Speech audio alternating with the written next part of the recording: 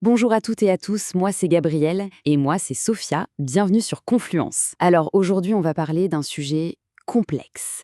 D'un côté, l'Europe se présente comme la championne mondiale du climat et de l'autre, sur tout le continent, on assiste à une nouvelle ruée vers le pétrole et le gaz. C'est exactement ça, le grand paradoxe énergétique qu'on va tenter de décrypter ensemble. Comment est-il possible de concilier des ambitions vertes aussi fortes avec une réalité qui, elle, semble bien plus tournée vers les énergies fossiles? Alors la question se pose et elle est frontale. Europe, leader du climat ou accro aux énergies fossiles? Et ce n'est pas juste une formule.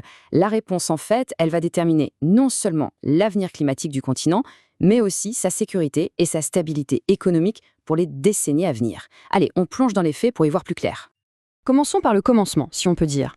D'abord, l'ambition qui est affichée. L'Europe s'est positionnée sur la scène mondiale comme le leader incontesté de la transition écologique, en fixant des objectifs très ambitieux que le reste du monde est censé suivre.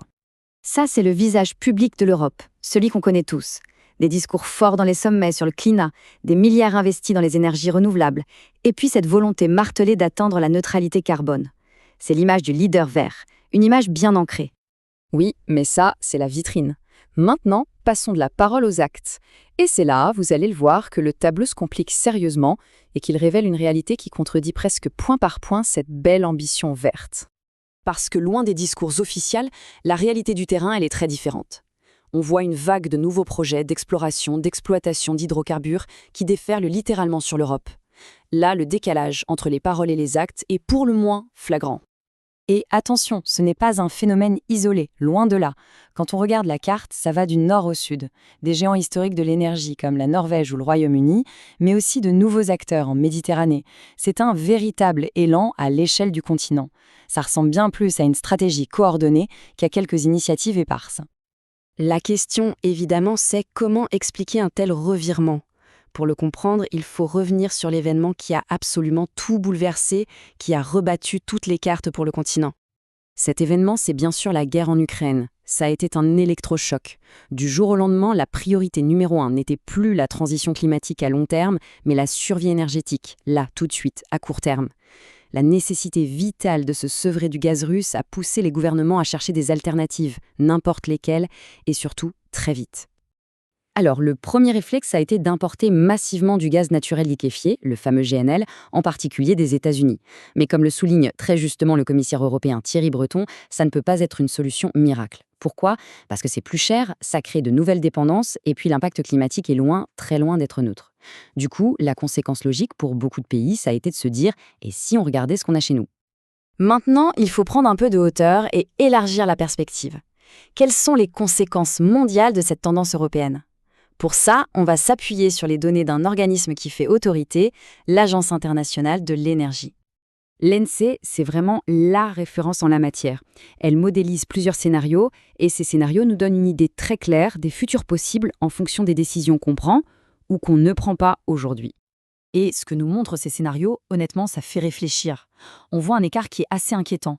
Même si toutes les promesses des gouvernements étaient tenues à la lettre, on se dirigerait quand même vers un réchauffement de 1,7 degré. On manquerait donc l'objectif crucial de 1,5. Et pire, si on continue sur la trajectoire actuelle, c'est un monde à plus 2,5 degrés qui nous attend. Un scénario aux conséquences, disons-le, catastrophiques. Et voilà.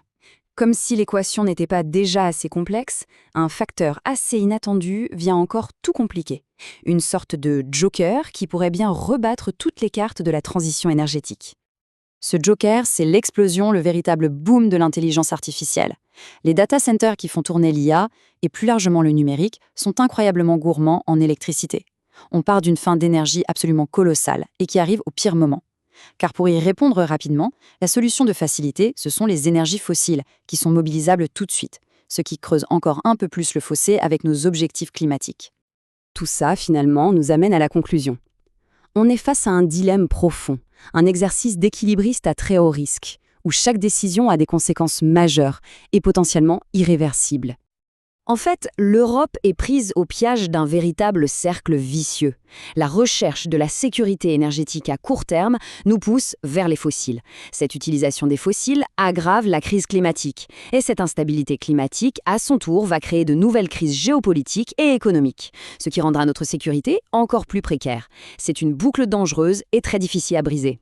C'est donc la question finale, celle qui résume tout ce dilemme. Est-il possible de gérer l'urgence du présent sans pour autant sacrifier l'avenir? C'est le défi fondamental, le défi majeur auquel les dirigeants européens sont confrontés aujourd'hui.